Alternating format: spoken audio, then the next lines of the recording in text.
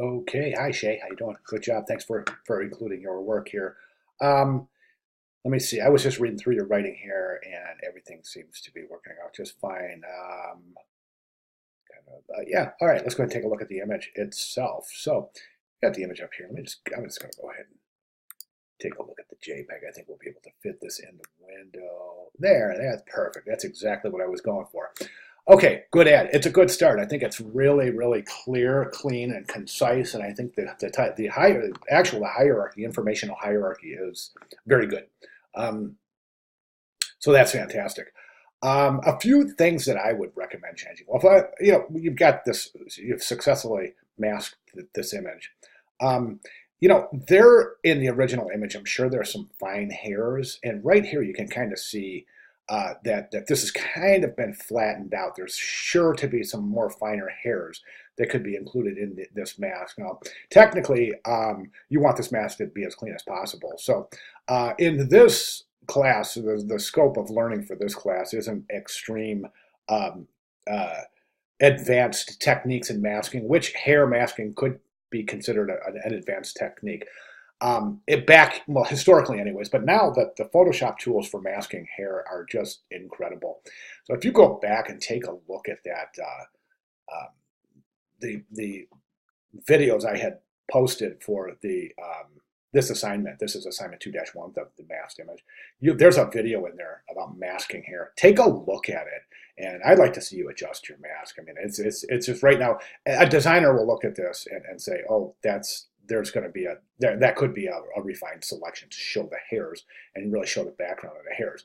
Um, I mean, it's not too terribly drastic. It's not horrible at all by any stretch, but I think by adding the fine little flyaway hairs to the mask, I think will really, really show an outstanding proficiency in masking technique. So you may consider that. I'm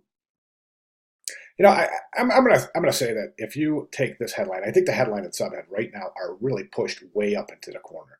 And I think that one of the reasons that you're doing that is to be able to fit the subhead without it encroaching on the guy's head. I'm okay with that, but I think there's a better solution because right now you're just jammed right up into that left corner, really, really not really paying attention to the margins. I mean, the bottom margin should be the same as the top margin, and your side margin should be the same too. So right now we can see a lot more space in the bottom margin than the top margin. So what I would recommend is to take this "Isn't It Time to Get Away" headline. And this is a headline, so I would title case this. So isn't it, the only things that are lowercase here would be it, too. But isn't it cap time, cap get, and cap away? So that's title case, right? And then I would move it down to about right here. Okay. Now, if you encroach with uh, if you happen to, you know, exceed the boundary of his head with the type, it's okay. It's not bad at all. It's not a terrible thing at all. If you're still worried about it, just reduce the size here and then go ahead and adjust accordingly. So I'm perfectly fine with it. I would move it down to about here. So, okay, then that's going to cause problems with this. And either you go to 2 lines on this, which is not going to work because it's such a short, uh, it's such a short little phrase. So what I would recommend is this. Once you've replaced that headline, move it down there. I would take this and place it right above here. You'll have to reduce the type size a little bit. So in essence, what you're doing is you're moving the headline from away from the subhead, away from the headline to and above the body copy. So it'll do the same, it'll serve the same purpose. I think it'll just be a little bit more harmonious right over here. Okay, as far as the address goes, I think it's good placement. I think it's a little too large. Right now, your address is as large as your body copy. So that's kind of, that's not adhering to your hierarchical formula in that you would want the headline to be the largest type, then the subhead, then the body copy, and then of course the address would be smaller even yet than the body copy. So I would reduce the size of the body copy. I'm sorry, that the font size for the address. Also, this has been placed and it's also been distorted. The logo is definitely distorted upon placement. Typically, this happens when you place the logo and resize it. Now, if you place the logo in this file and resize it, right, you'll go to the Move tool, you click on the object, and your cursor would go to that to the corner where you would hold the mouse key down and stretch it to resize it, right? But what you want to do is you want to hold your shift key down while you resize that, because that's going to constrain the original aspect ratio. Let me show you what I'm talking about. This is the original logo, and this is the logo you've placed. So if I just bring this, let me see, how do I want to do this? Let's go like this. Okay, so we can clearly see that, look at the shape of the mark itself. This is really tall and narrow, where this is much shorter. You can clearly see the shape of the mark associated with the logo. It's a different shape.